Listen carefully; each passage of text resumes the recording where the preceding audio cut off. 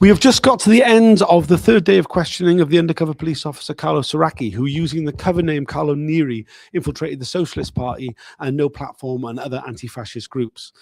Over the last sort of hour, I would say, we've gone through a lot of the reports that existed about the overview of his deployment, and there were some questions asked about his mentorship, about the way in which his reports were used and taken to very high levels within security services, the Home Office, and elsewhere. I am joined off screen by someone with privacy at the inquiry, the Red Beret. What have you made of what we've heard from Carlo Soracchi today? He doesn't say much. No, he really doesn't. He says some words like, I can't quite recall, but if that's what you say. Yes. And I do not dispute. Yeah, twice I think he said, which maybe is really important. He said, but I'll be honest. And then you're kind of like, does that mean all the rest of it wasn't? It's like I don't know whether it's like deeply pretending to be incredibly stupid or lost some brain cells in this whole process. I feel like he's undermining everything that's went on. It's kind of like I just had chats with people. I just hung about in the pubs and had chats with people, and you're like, and those chats went right all the way up to the government. Yeah, and people's names were put in all sorts of places about their jobs, about their lives, about their health. A lot of people have commented on: is he playing the role of an honest fool, a naive simpleton, or is he just thick as shit? Yeah, well, he played so many roles and so many times. It's quite hard to. Maybe not hard. I assume it's a game. Yes, yeah. With all of them. He says that he should have been taken. It is his conclusion that he should have been withdrawn from the unit in 2002, in the aftermath of the death of his mother. That he would have fought hard to keep his job, but his managers should have realised that he was now unsuitable for the role, and he should have been withdrawn. He did, as he was doing so, it felt like he was trying to elicit sympathy from the public gallery. I mean, I think I can say for me, there was no sympathy for him. What he chose to do, and the way that he used the death of his mother as a means to weaponize the empathy with the people he was spying on, means the whole thing rings very untrue to me. How did you feel about it? Yeah, it did seem that he kind of realized that there's not that much empathy from him, and he's sitting in front of people who are his legal and his whatever. So if he's not even seeing that from there, he's used to getting quite a lot of empathy. As people said, weaponizes empathy regularly, and he's not seeing it. So yeah, he might kind of rank it up a little bit. But him saying about being deployed, that the other thing that came out or kept reminding me was. He said, but he wanted to keep his job. Yes. And the first time he said, and it was because he made a difference. What difference is he talking about? Yeah. And this is where the Bard has also sort of tried to eke out what difference did it make with the information he's given when a revolutionary party and others have pretty much got all that information on the website and other places. Now, Platform and the other anti-fascist stewarding groups, pretty much, there was, a little bit of a nudge here and there and whatever else like that, and a few car chases. It's like, what were you doing? Partying, pubbing, and abusing women and friends. Yeah. Like, for me, as someone who met him very early on, it was a huge abuse of trust. He was in my flat, in some of my clothes, maybe, which will be shown at different points, and also with a very close friend. Yeah, it's interesting. I mean, he talks about he wanted to continue his role because, of course, just because he stopped being an undercover officer, it wouldn't have stopped him being a policeman. But the reality of the situation was that SDS officers at this point were some of the highest paid officers in the Met, as well as having these very lavish expense accounts and the ability, it appears, to go on holiday whenever he wanted to and have lovely romantic weekends, all expenses paid. I mean, he didn't allude to it, but I mean, it seemed very clear to me the reason he was desperate to keep that role was how financially rewarding it was, as well as being like the gratification he was getting from the sex. Yeah, there's a couple of things remind me of this train. The thing about Venice, which I absolutely remember Lindsay being away, absolutely loving the fact that it was a surprise and how much time they spent together and how much she enjoyed it. And then a friend of mine reminded me last week because I'm one of those people who will look at good accommodation. I found that accommodation. Oh, okay. Because lots of our other friends also used it because they all know that I will Right, find right. good spots. Yeah. So I never actually even went to it. So his love bombing was, he also elicited information from us, really all the thoughtful, thorough things that he's talking about. He was just sucking from other people to love bomb, to ingratiate himself, to get sex, to abuse his position further and further. It's bullshit about him being sent by the Socialist Party or the CWI. As people have said, it's a serious organisation that I have been part of for many, many years. No way would I even be sent. I know my political level, and you wouldn't. I mean, it was quite interesting that, I mean, the sense, the very strong sense we get from the reports and from talking to people who knew him when he was deployed was that he was someone who was in the pub. He was at social events.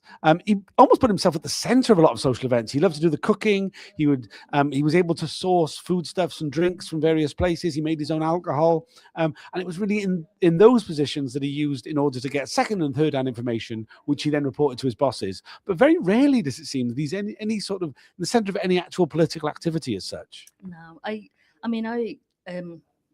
was in Wickford when they were talking about Wickford, and people were just walking around a lot in cars, waving. Fascists were kind of, I remember standing opposite a fascist at a train station who was putting their fingers under their neck to us. Older people from that area who were unhappy that they were in that area and had been part of the people who'd asked us to come down and support because they felt threatened. He was there, I think, probably drinking before and drinking afterwards. Yeah, he used a lot. There's a lot of experience. I remember some experiences more than others, but that one I particularly remember because there was some of the people I knew involved and him being there. It's just, and I mean, this jumps around. I'll jump around mentally, fine. But I want to say it just in case I don't say it another time. That thing about the bombing of a charity shop. Yes. He also said that in front of me. Right. One night with other people there. And he started the conversation, said, well, maybe we could order a little. And I just went, shut the fuck up. And I went to all of them, just shut the fuck up. This isn't what we do.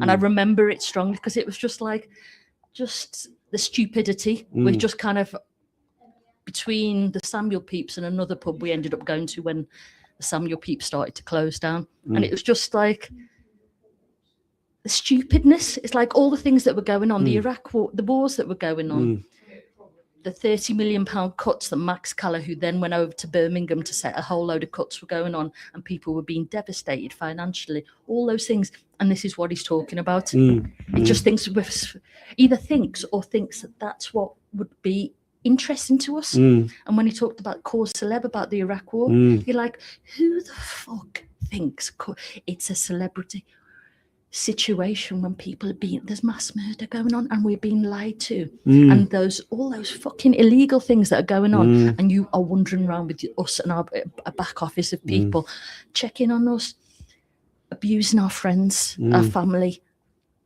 and continuing to do that and putting people in situations about their work, etc., which they might not have a future around. We see that sort of that way of like belittling and like kind of making out that things are, for example, the campaign for justice for Jean-Charles Jimenez, who was murdered by the Metropolitan Police in a case of mistaken identity when it was believed that he was a suicide bomber, when in fact there was no such thing, and shot repeatedly on the tube. He typifies the campaign for justice, which was led by the family, as anti-police. Yeah, but he also kind of was differentiating the SP's role. So the SP would infiltrate and make it anti-police and state, and that we weren't really that interested in Harry Stanley. Harry Stanley, murder happened within a mile of where some of us lived, and he was coming back from pub with a wooden chair leg in there. there were lots of political groups in Hackney, and one of the other political groups had more connections with the family, and that was in 1999. So he might have been around, but he wasn't in there. So he can't tell people that some things were more important than others because he wasn't part of that. There's sometimes with any family justice campaign or thing that happens in your community, it's inappropriate just to push yourself into something. It's like, okay, we can support this, we can help fundraise this, we've got some things like that. And some people don't want to know, or they'll come back to you at another point and kind of go, actually, that might be handy, like in the red, white and blue thing. The BNP, or was it the NF, whatever the BNP, in Welshpool, in Mid Wales, Yeah, that was the second. I think there was 2 occasions people nationally went up. On one occasion, hardly anyone went up because there was discussion with the community and they didn't want people up. They just said they'd been pretty good picking up litter, and then people were got in touch with in Nottingham and asked for a wider mobilisation because they were fearful of who those people were. So I think there was a bus, if I remember, gone up that was part paid for by Unite and the RMT trade union as a stewarding, as a contingent. Yeah, I mean, just mentioning trade unions there, one of the most sort of remarked upon part of his deployment was this report that was put out towards the end of his deployment in 2005, 2006, about the role of the members of the Socialist Party within the trade union movement. And it's quite a long report, and it goes through union by union, explaining the influence of Socialist Party members, which is referred to as infiltration, as entryism. I mean, he had to admit that none of these members of the Socialist Party were hiding the fact they were members of the Socialist Party. In fact, quite the opposite. They were like actually declaring it quite loudly. But this report, it appears, it went to senior parts of the Met Police, to the security services, even shown to the Home Secretary. And like, he tried to play this down a lot. He said, like, oh, I wasn't interested in trade unions, that my intelligence was used for it, but I had very little first-hand knowledge. It was mostly things I just heard that were put together. I mean, throughout this process, undercover police have denied that they were targeting trade unions, but it's very clear they were. Absolutely. And you'll have been able to pick up all the examples. I suppose that was a useful summary that they were shown. And I suppose that's sometimes a little bit of a surprise for me because this is like a weird, surreal film that's going on and we're part of it. And they're actually showing up some of the things that have gone to all strands of the state. But I suppose what's kind of like, it's funny and it's not funny, but there's like a whole load of union resolutions that I'm seeing on whatever about the Iran war and about some other things. Most of us are doing fucking bureaucracy because the bureaucrats or some parts of the system, or those who are aligned to Labour, I would feel at the moment, are not doing the things that most of the membership voted and agreed for. Most of our fucking life is spent just with like union resolutions and then. The hard yards, comrade, the hard yards. Well, yeah, but it's just, it frustrates me because it's kind of like, in particular, like in this moment in time, there's a global elite who've been known for being parasitical pedo elite. Everything's all open about what they've done. Another set of wars is going on. The ICE thing is that there's so much going on, and you're like, you are still justifying all of this. Yeah. You're all justifying this, and it was a good job, and I wanted to make a difference. Yeah. It's kind of like all this. No, they get away with things because of no consequences, and I know the chair bloke said to Lindsay, oh, don't be disappointed about the results of this. And it's kind of like people have put in 10 years of their time and energy for some justice. They're not, we are not, we're not stupid and innocent to know that things are not going to be the way we want them to be. But after the McPherson report talked about anti-racism training, these sort of things, it's like, okay, how much more do you just need to say the same thing and just gotta go, okay, the training doesn't work, so therefore let's not have it, or we'll have some more training, or we'll call it a different thing. We'll have some reverse mentoring. We'll have some diddle-a-do. We'll have, if they had more oranges every day, perhaps that'll help them. Or but it's bullshit, and I feel, because I'm one of those people who does feel feelings strongly one way or another, but I sense as well as feel that it's like disproportionate amounts of appalling barbaric, parasitical things that have gone on, Hillsborough, Grenfell. It's like we shouldn't be just here. This isn't just something you can just walk through. No one should be allowed to just continue with life that we're living. This is madness. We are living fucking madness, and they are allowing it. They're enabling it. They are gaslighting it, love bombing it, all the fucking words that exist, and they've just manipulated their ways to continue to say all this shit. Yeah. And kind of we have to just carry on. We're supposed to just carry on, and they're the ones kind of going, what's the well-being of the state? What's the how you would protect the state? What is the fucking state? You know what I mean? Can we have a chat? Can we have a chat? Can we have them on to have a little chat and kind of go, are you feeling all right? You know, have we damaged you in any way? Or would you like to kind of, you know, wither the state? Would you like to break up the state? If you don't have to be there if you don't want to. We'll be happy to find another way, a gentler, fairer way with lots of fruit and vegetables and berets. Yeah, we've had a couple of comments. Let me just read them out. One from somebody from the campaign opposing police surveillance. The document that said how Soracchi's efforts in No Platform frustrated the group's efforts and in time led to division and disbandment. Barr asked if it's an overstatement of his impact, and Soracchi replied that you'd have to ask his managers, as if he somehow doesn't know his own influence on the people he spied on. Barr should have picked him up on that, but he was seemingly tired or rushing. Yeah, I think this is a really key point. This was the point about disruption. That it became very clear from those final reports about the overview of his deployment that it wasn't just intelligence gathering that he was doing, that he was actually actively engaged in disruption of groups, which is something which, I mean, he denied it, but it's something for which we've said that these undercover officers were doing since day dot. They've always tried to play it down, but we're starting to see it to creep into reports that they were there not just to report back, but to undermine and disrupt. Absolutely. And I mean, the extreme version is the thing of suggesting bombing. There's other things that he has suggested over those years. And I can't remember the exact times and dates, but yes, they did much more than just reporting, because he could have just sat in the pub. We were all in and out of particular pubs. And whilst he seems to be there 90% of his deployment, but yeah, disrupting things and injuring us, because the Hackney Town Hall thing, people were upset, and like, I think the doors were half open, so people went in. And I remember being just stood at the front of those doors when the normal coppers were there, and then turned around a little bit because we were just making sure some people were either out if they wanted to be, and then we were truncheon down the steps. And it's like he and those others caused the violence. There was just like a few pushy doors, and you're like, you just lock it up and shut the door, and that's that. It's, you know, I mean, that town hall was paid by us. It's our town hall, and no one was really damaging it. It's kind of like, you caused disorder, and then you caused disorder. You hurt us. You battened us down, several of us, and you then make out that all of these things are what we're doing. So how much of is it real?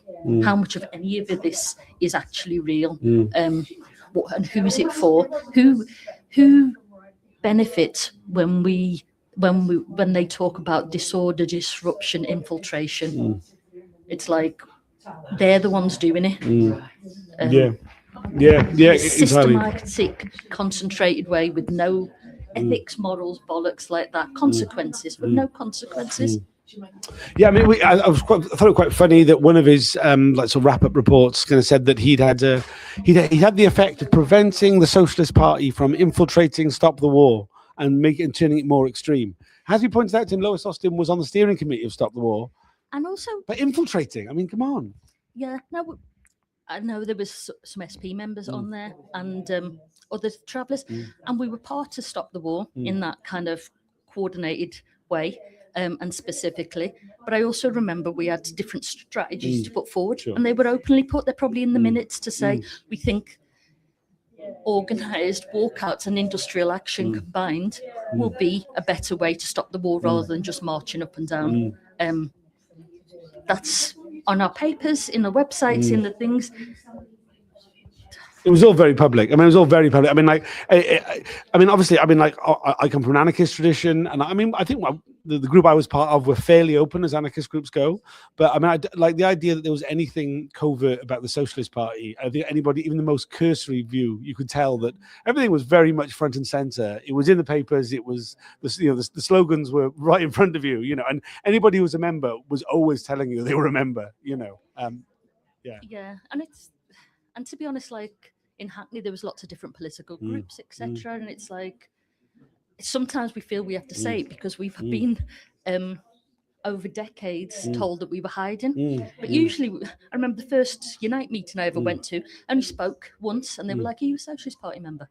So there's something of obviously, because I asked them, they put some minutes about something and not taken an action. And I was like, are we going to talk? Do we end up talking about the same thing over and over again, or does things move on? And there's a few people whose face dropped, and one person went, "You in the Socialist Party?" And I went, "Yeah." I just went, "I don't, but I'm not one who just wants to sit in meetings." Lovely. That's a lovely people at the side. Yeah. We've had 3 days of questioning of Carlo Soracchi. He will be back again tomorrow. We're informed that it will just be half a day tomorrow. That should wrap up the questioning. He's been questioned quite extensively about the deceptive sexual relationships he had, about his attempts to set people up, about his reporting. Is there anything that someone who was infiltrated by him? Is there anything you'd particularly like to see him being questioned on before it finishes? I suppose coming back that point that he said, I wanted to keep my job and I wanted to make a difference. What difference was he trying to make? What was his job for? Was it just the financial benefits? And that's okay. We do jobs for money. That's not an unusual thing. It matters. And maybe within that draws out what his actual politics are, because he seemed to think it was a good idea to do what he's doing. Or was it simply... or it could be the combination, but that's a question in there. And also kind of like, if you look back, which is, no, I don't know. I don't know whether it's even worth it with him. You know what I mean? This is something which, I mean, I know it's something that Donna has expressed. Kind of like, well, what's the point? I mean, we're not getting any sense out of him. Like, what is the point in asking all these questions? Because he just goes, I don't remember, I don't recall, but it's not how I remember it. And this sort of half denial, this like, well, I mean, we saw it a lot when he was being pressed. He'd come out with, well, it may well have been, but I don't remember it. I don't think it happened, but it may well have been. And just, contradicting his own statements, contradicting things he's just said. He got very upset when Barr put it to him that it was important that he told the truth. And he's so offended by that. And it's like, well, you've contradicted yourself so many times. Someone's lying. And it's only you speaking, but one of them's a lie because you said both ends of what it is, I mean, it is ridiculous. We have had 3 days of question. We will be back for one more day. We'll be doing these videos throughout during all the breaks. We've had another comment here just from Pat from Veggies, who says, earlier you explained that witnesses are given immunity from further action when speaking truthfully about misdemeanors. Those involved in the Debenhams incident, for example, were open about their role. What is stopping the undercover the spy cops from using the opportunity to clear their consciences? I think the thing that's stopping them, I mean, is the fact that they are so used to being part of that thin blue line that if you want to see solidarity in action, watch police officers cover for each other when they've done something wrong. I think like whether it's just on a personal level, and I think partially they just don't trust the legal process because they've been on the side of it where people getting fitted up is part of the process. Or just that they don't want to get their fellow officers in blue into trouble. But yeah, theoretically nothing is stopping them, but they're choosing not to. Thanks for the question. Yeah, no, absolutely, you're right. They're choosing not to, and it is like when Barr had to ask Soracchi, yeah. Scratchy,